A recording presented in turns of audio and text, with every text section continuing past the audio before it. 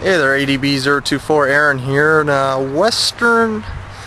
southern Lane County at my local ranger station, Oregon Department of Forestry, Western Lane District. And what I did, I went in the forest ranger station here to ask if going out in the forest I need a permit to get the mushrooms or whatever, because nowadays you never know. I think to walk on the sidewalk you probably have to have a permit, a license to do so. So I was just checking, and yes, I went in there and they said you have to have permission from the landowner. So you have to have permission from whatever forest company owns that land, or BLM, Bureau of Land Management, which is pretty odd, which is supposed to be public land, yet I still have to go there and get permission. There's no permits yet, but have to have permission to be on the property. That's what they told me. But right in the yard, the grassy area in front of the ranger station here, we found a landmine of mushrooms here. So and they didn't realize, nobody realizes here these are edible, so it's kind of great that we get to choose the best here. And Tanya, what do you call these? I think it's called maslata. Maslata?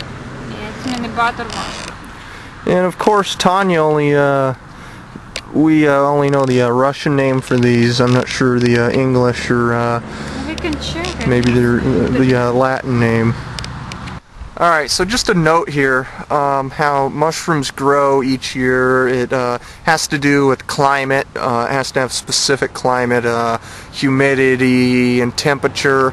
And, well, there's not seeds, so they don't drop seeds or whatever. So what? They drop seeds. Well, what is it? It's spores. It's spores. And so what you want to do, you don't want to take the whole mushroom, because then you're gonna take all the spores. You're going to take what it takes to grow next year. It's in root. So Spores are in the mushroom itself. yeah, and so what happens is that this will die off, and then the spores will still be there, and then it'll be able to grow. So what Tanya did is cut it off, and so you still leave the stem there, so you have something for it. So you'll have a crop of mushrooms for next year too. What is that, 2.5 gallon bucket full to the top there. So and here we are in Oregon. It's always raining in the winter time, but good for mushrooms. And like I said, right outside the ranger station here, there's a Smokey the Bear.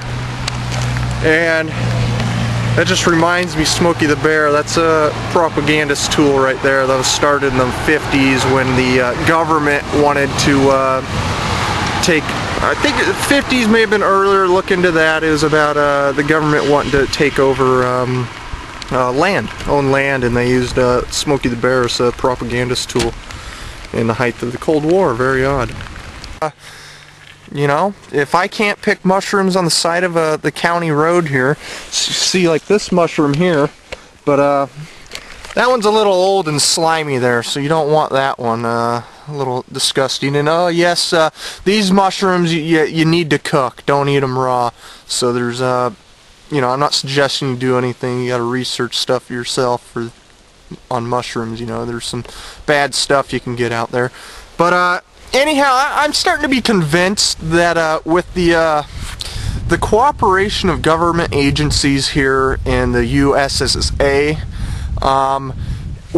now the Soviet Union had the revolution, a true armed revolution, and so there was a cleansing of the current government, and so that they could implement a true the communist form of government. So I'm beginning to convince that what Obama's doing to this country with his unarmed, bring them down from the inside communist revolution is going to, we're going to get something worse than the Soviet Union. I'm beginning to see that the Soviet Union was something better than what we're already seeing here in America. I mean, it's getting bad, but I'll continue to look into that and research that. Alright guys, so I'm a little farther down that same county road here. This isn't no logging road or anything like that. There's actually homes way out here in the hills of Oregon. So, but I just noticed a cool spot here in the forest. What we have here is an old growth Douglas fir tree here. And so we're talking possibly a few hundred years old, which is awesome. See this huge one leaning back here. I'll get a little closer to some of these, and so you have a more natural, how the natural forest would look here in Oregon. And then on this side, what you have is some pretty young trees here, probably could be 30 to 40 years old with the way they're planted. There's still some pretty big ones up in here. But anyhow, and then what you notice here, this here's an old stump. And I'm just willing to bet from looking at it, this was logged probably in the 40s or 50s. And around that time, what was going on in Oregon, a lot of times after logging it, they won't even replant trees. So the process of regrowth in that forest would be really slow, and that's probably what happened here. And so what it naturally had to do was naturally seed through the pine cones from other... Okay, here I am a little bit closer to one of these old growth Douglas fir trees here. Now this tree, see there's more in here, but this tree is just massive. It's got to be near 9 feet in diameter. And then a steep slope here, but what we got here, we got cedar trees. Oh shoot, we got different types of maples in here. And then what we got here, you guys can help me out with this tree. Do you see that? I forget. I'm not sure. Is that hemlock? Alright, I just want to point out something. So here I am with that old growth forest behind me on privately owned land of timber companies. And if you look down here, you notice that's all garbage. You have a oil can there, and so someone dumped their bags of garbage down into this forest here from this county road. And why did they do that? I'll tell you why. Because of the government. I'm seeing in America here, most of all the problems are the government. Why would somebody throw garbage out in the forest? It's all has to do with the government regulations on trash and so forth. I mean, people can't afford it, and they'll take the risk of getting the who knows how many hundreds of dollar fine rather than each month, you know, paying the garbage fees that the county requires. You know, for garbage disposal fees. I'll get into that more. I want to probably do a whole video on that someday, because, you know, that's just a little bit of garbage. I mean, there's people with dump truck loads of garbage. They'll dump it in the forests of Oregon. I'll get into that later.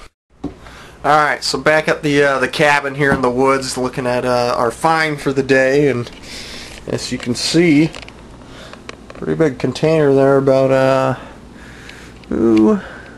good third of the way full. So these you can them after you cook them, but we'll probably cook them then freeze them. A little easier. Or you can marinate them too, and then I think they'll last a little longer that way in the fridge and all that. But and just a note, they did say at the ranger station there that it does require a permit if you were going to sell these. So even though, you know, they would tax your profits if you were to sell them too, you know, even then they want a permit to, I suppose, even pick these off the side of the publicly owned highways. So, and that's where we got this, is off the side of the publicly owned county road. We didn't venture off anywhere else, so pretty cool.